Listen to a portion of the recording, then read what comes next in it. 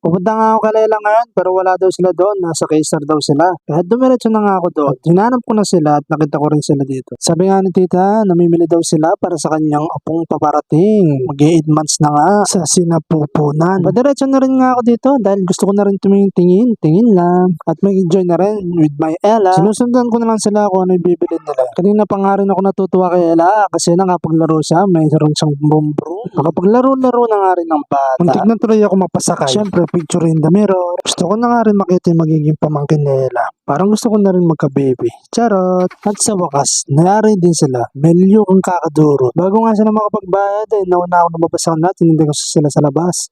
Sabi nga nila, dumaan din kami sa Giyoy at may titignan sila doon at bibibilin sila. Sabi na nga sila dito na lalagyan ng damitan ni Baby Hans. At nagbayad na rin sila sa cashier. Pagkatapos ay, nagpabili na rin ng merienda si tita. Dito nga, bumili kami ng pizza. Sa wakas, nandito na kami sa kanilang bahay. At nagmerienda na rin kami. Dito na matatapos. The end.